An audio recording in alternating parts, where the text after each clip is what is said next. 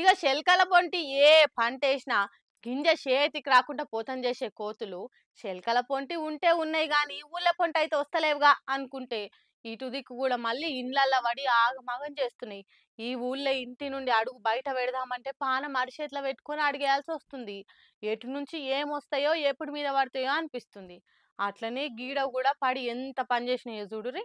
చేన్లల్లా కందులు పెసర్లు శనగ గిట్లా ఏ పంట వేసుకున్నా కూడా గింజ చేతికి రాకుండా పోతం చేస్తుంటాయి కోతులు. సరే తాలో తౌడో తినుకుంటే శెల్కలలో పొంటే ఉంటున్నాయిగా అనుకునే లోపలనే ఊళ్ళ దిక్కు మళ్ళీ పబ్లిక్ ను ఆగమాగం చేస్తున్నాయి. ఇంటి మీద పడితే చాలు ఇళ్లను గుల్ల చేసేదాకా ఇడిచి పెడతానే లేవు. సూర్యాపేట జిల్లా నూతన్ కల్లా భగత్ సింగ్ ఆడకట్టులా గిట్లా వానర సైన్యం అంతా ఈ రంగం చేసినాయట. ఒకటి కాదు రెండు కాదు ఇట్లా 100కు మీదనే కోతులు వాళ్ళ చుట్టాలు దోస్తులు దూరం చుట్టాలు అందరు నేసుకొని వచ్చి ఒకటేసారి ఇంటి మీద పడి ఏదో పాలి పంచాది ఉన్నట్టే ఆగం చేస్తుండే వరకల్లా ఆడకట్టోళ్ళంతా ఇండ్లకి పోయి దర్వాజాల దగ్గర వేసుకున్నారు. మరేదో ఇవి తాన పైసలు తీసుకొని ఎగ్గొట్టినట్టు ఇవిటి సొంత జాగల్ని వాళ్ళ పేరు మీద పట్టా పాస్బుక్ చేయించుకున్నట్టు ఇంటోళ్ళ మీద గింతగనం పాగెందుకు పెట్టుకునేయో తెలుస్తలేదు. మళ్ళా 5-10 నిమిషాలు కాదు ఏం తక్కువ 2 గంటల సేపు రెచ్చిపోయి ఇచ్చి పడేసినాయి ఇట్లా.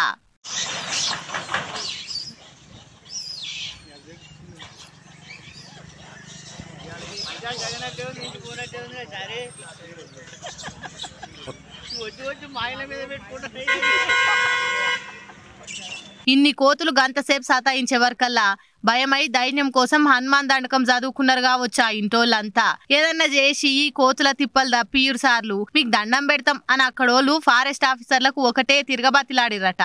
మరి వాళ్ళన్నా పబ్లిక్ వీటి గోసలు లేకుండా చేస్తారో ఏమో మరి చూడాలి. చెప్పేటోడు లేక చెడిపోయే బుద్ధి అన్నట్టు తయారైనరు గురుకులాలు నడుపుతున్నోళ్ళు. ఒకప్పుడు ప్రవీణ్ కుమార్ సార్ ఉన్నప్పుడు తెలంగాణ గురుకులాలు ఎట్లుంటుండే ఇప్పుడు ఎట్లయినాయి. ఏ గురుకులం చూసినా ఏం సక్కదనం లేదు. రంగారెడ్డి జిల్లా పాల్మాకుల కాడున్న ఆడవిల్లల గురుకుల హాస్టల్లా పిల్లగాళ్ళు వాడుతున్న గోసలు చూస్తుంటే కండ్లల్లా నీళ్ళు తిరుగుతున్నాయి.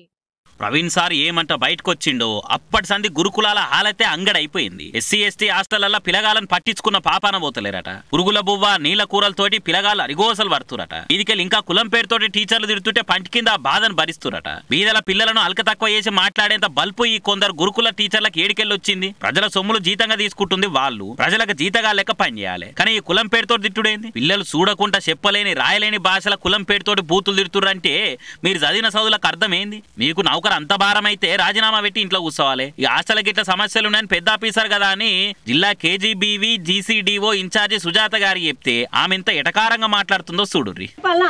మీకు బడ్జెటే రాలేదు ఏం చెప్పండి. ఎందుకు రాదు మేడం బడ్జెట్? ఎందుకు రాలే మళ్ళీ వచ్చినప్పుడు మీకు సరే మీ కేజీబీ సంగతి నేను అవసరం వేరే కేజీబీ చెప్తున్నా. ఆ ఎస్ఓస్ పిల్లలకు ఫుడ్ పెట్టాలని నానా యాతన పడి ఆ నుంచి అప్పులు తెచ్చి ఇంట్రెస్ట్లకి పిల్లలకు పెడుతున్నారు. అమ్మా ఒంట్లో బడ్జెట్ లేకపోతే మీకు తిండి ఎవరు పెట్టాలా? ఏడు నుంచి వస్తాయి పైసలు. ఈ టీచర్లను మించిన ఆఫీసర్ ఉన్నదిగా సుజాత మేడం గారు. తాగేతందుకు కూడా సక్క మంచినీళ్ళు లేవు అని అంటే మమ్మల్ని ఏం చేయమంటారు? సర్కార్ మారినాక బడ్జెట్ లేదు అని చెప్తున్నది. అదే 1 తారీఖు అయితే మీకు జీతాలు కావాలి, కానీ పిల్లల తిండికైతే బడ్జెట్ లేదనాలి. వా మొత్తానికి సర్కార్ ఆఫీసర్ అనిపించుకున్నారు మేడం. మన హాస్టల్ పిల్లలకు బడ్జెట్ కావాలని మీరు కూడా ధర్నా చేయరు మేడం. 1 తారీఖు నాడు జీతం కావాలని మీరంతా ధర్నాలు చేసిరు కదా, వాళ్ళు ఎట్లా నడపమంటారో అని సర్కార్ మీద ఒత్తిడి దేర్రి. మీరు దేరు ఎందుకంటే మీ జీతం మీకు వస్తుంది కదా టైంకు. సమస్యలు వాళ్ళు చెప్పుకుంటుంటే మీ చదువులు కూడా ఏ పాటునే చూస్తా అని ఎక్కిరించి మాట్లాడుతున్నారు మేడం. ఇంత కష్టం ఉంటే అమ్మాయిలు రోడ్లెక్కి నిరసన చేస్తారు, అది అర్థం చేసుకోరా మీరు? పిల్లగాలకి ఇట్లా కంప్లైంట్ ఇస్తే లోపలికి పోయినాక మా మీదనే కంప్లైంట్లు ఇస్తారా అని వార్తలు వచ్చేటట్టు కొడుతుర్రట. అవి గురుకులాలు అనుకుంటురా పిల్లగాలు మీ బానిస లెక్క ఫీల్ అవుతురా అని చూసిన వాళ్ళంతా మస్తు సురుకులు అంటిస్తారు. ఇక బీద పిల్లలంటే గంత అల్క తక్కువ ఎందుకు మేడం మీకు? సర్కారు కూడా జర గురుకులాల మీద సీరియస్ గా నజర్ వేయాలి. లేకుంటే విద్యా వ్యవస్థని నాశనం పట్టించే తట్టున్నారు అలా పనిచేస్తున్నారు కొందరు. ప్రతిపక్షం వాళ్ళు పోయి ధర్నాలు చేసినాక స్పందించే కంటే ముందుగానే స్పందిస్తే సర్కారుకు పేరన్న నిలుస్తారు చూడు సార్లు అని అంటున్నారు గురుకులాల పరిస్థితి చూసిన వాళ్ళు.